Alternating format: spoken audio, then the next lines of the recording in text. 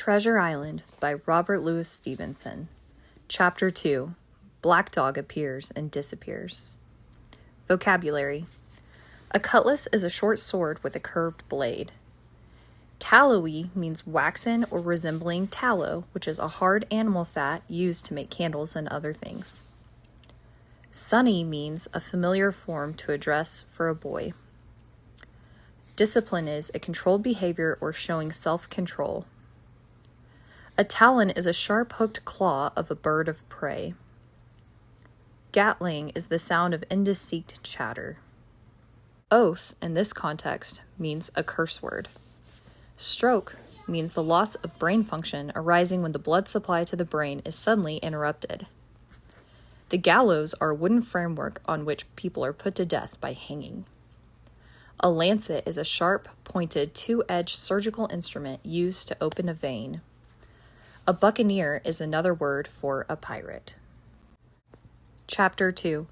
Black Dog appears and disappears. It was not very long after this that there occurred the first of the mysterious events that rid us at last of the captain, though not, as you will see, of his affairs. It was a bitter cold winter with long hard frosts and heavy gales, and it was plain from the first that my poor father was little likely to see this spring. He sank daily, and my mother and I had all the inn upon our hands, and were kept busy enough without paying much regard to our unpleasant guest. It was one January morning, very early, a pinching, frosty morning. The cove all gray with hoarfrost, the ripple lapping softly on the stones, the sun still low and only touching the hilltops and shining far to seaward. The captain had risen earlier than usual and set out down the beach, his cutlass swinging under the broad skirts of the old blue coat, his brass telescope under his arm, his hat tilted back upon his head. I remember his breath hanging like smoke in his wake as he strode off, and the last sound I heard of him as he turned the big rock was a loud snort of indignation, as though his mind was still running upon Dr. Livesey. Well, Mother was upstairs with Father, and I was laying the breakfast table against the captain's return when the parlor door opened and a man stepped in, whom I had never set my eyes on before. He was a pale, tallowy creature, wanting 2 fingers of the left hand, and though he wore a cutlass, he did not look much like a fighter. I'd always my eye open for seafaring men with 1 leg or 2, and I remember this one puzzled me. He was not sailorly, and yet he had a smack of the sea about him too. I asked him what was for his service, and he said he would take rum, but as I was going out of the room to fetch it, he sat down upon a table and motioned me to draw near. I paused where I was with my napkin in my hand. "Come here, sonny," said he. "Come near here." I took a step nearer. "Is this here table for my mate Bill?" he asked with a kind of leer. I told him I did not know his mate Bill, and that this was for a person who stayed in our house, whom we called the captain.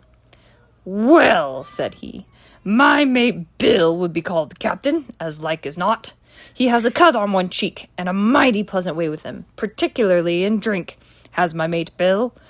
We'll put it, for argument's like, that your captain has a cut on one cheek, and we'll put it, if you like, that the cheek's the right one. Ah, well, I told you. Now is my mate Bill in this here house?" I told him he was out walking. "Which way, sonny? Which way is he gone?" And when I had pointed out the rock and told him how the captain was likely to return, and how soon, and answered a few other questions, "Ah," said he, "this'll be good as drink to my mate Bill." The expression of his face as he said these words was not at all pleasant, and I had my own reasons for thinking that the stranger was mistaken, even supposing he meant what he said. But it was no affair of mine, I thought, and besides, it was difficult to know what to do. The stranger kept hanging about just inside the inn door, peering round the corner like a cat waiting for a mouse. Once I stepped out myself into the road, but he immediately called me back, and as I did not obey quick enough for his fancy, a most horrible change came over his tallowy face, and he ordered me in with an oath that made me jump.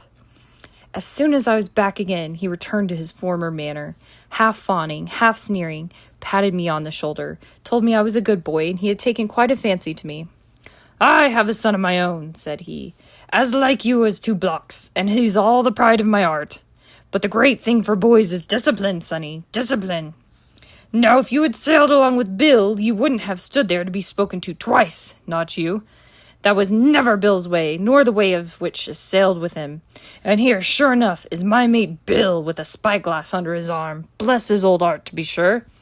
You and me'll just go back to the parlor, sonny, and get behind the door, and we'll give Bill a little surprise. Bless his art, I say again." So saying, the stranger backed along with me into the parlor, and put me behind him in the corner, so that we were both hidden by the open door. I was very uneasy and alarmed, as you might fancy, and it rather added to my fears to observe that the stranger was certainly frightened himself. He cleared the hilt of his cutlass and loosened the blade in the sheath, and all the time we were waiting there he kept swallowing as if he felt what we used to call a lump in the throat. At last in strode the captain, slammed the door behind him without looking to the right or left, and marched straight across the room to where his breakfast awaited him. "Bill," said the stranger, in a voice that I thought he had tried to make bold and big. The captain spun around on his heel and fronted us. All the brown had gone from his face, and even his nose was blue. He had the look of a man who sees a ghost, or the evil one, or something worse, if anything can be, and upon my word I felt sorry to see him all in a moment turn so old and sick. "Come, Bill, you know me. You know an old shipmate Bill, surely," said the stranger.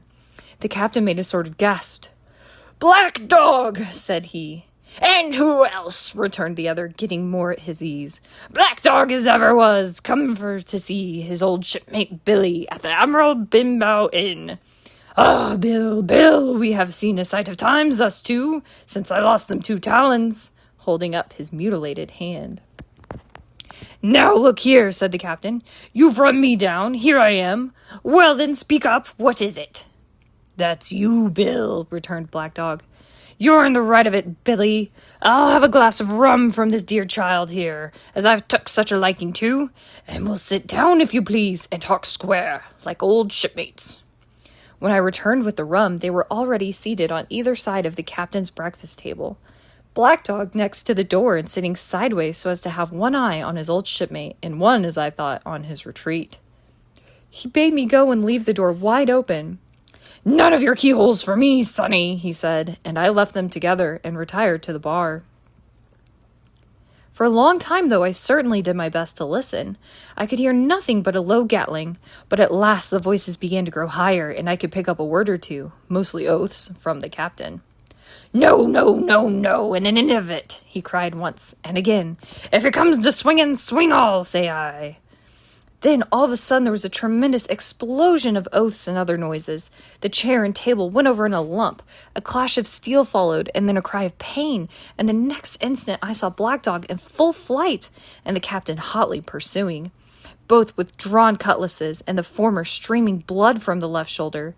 Just at the door, the captain aimed at the fugitive one last tremendous cut, which would certainly have split him to the chin had it not been intercepted by our big signboard of Admiral Benbow.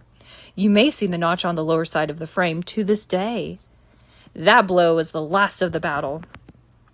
Once out upon the road, Black Dog, in spite of his wound, showed a wonderful clean pair of heels and disappeared over the edge of the hill in half a minute. The captain, for his part, stood staring at the signboard like a bewildered man. Then he passed his hand over his eyes several times and at last turned back into the house. "Jim," says he, "rum." And as he spoke, he reeled a little and caught himself with one hand against the wall. "Are you hurt?" cried I. "Rum," he repeated. "I must get away from here. Rum, rum!"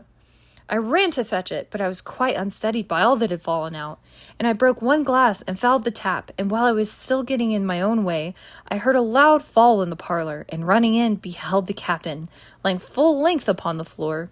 At the same instant, my mother, alarmed by the cries and fighting, came running downstairs to help me. Between us, we raised his head. He was breathing very loud and hard, but his eyes were closed, and his face was a horrible color. "Dear, dearie me," cried his mother. "What a disgrace upon the house! And your poor father's sick." In the meantime, we had no idea what to do to help the captain, nor any other thought but that he had got his death, hurt in the scuffle with a stranger. I got the rum, to be sure, and tried to put it down his throat, but his teeth were tightly shut and his jaws as strong as iron. It was a happy relief for us when the door opened and Dr. Livesey came in, on his visit to my father. "Oh, doctor," we cried, "what shall we do? Where is he wounded?" "Wounded? "A fiddlestick's end," said the doctor. "No more wounded than you or I. The man has had a stroke, as I warned him. Now, Miss Hawkins, just you run upstairs to your husband and tell him, if possible, nothing about it. For my part, I must do my best to save this fellow's trebly worthless life. Jim, you get me a basin."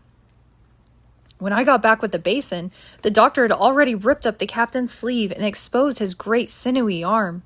It was tattooed in several places.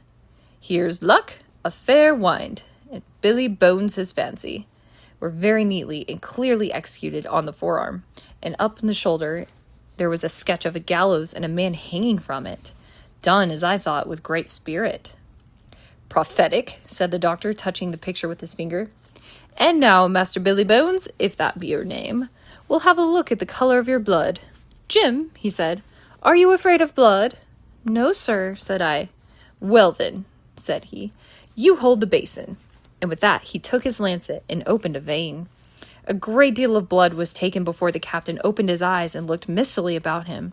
First he recognized the doctor with an unmistakable frown. Then his glance fell upon me, and he looked relieved. But suddenly his color changed, and he tried to raise himself, crying, "Where's Black Dog?"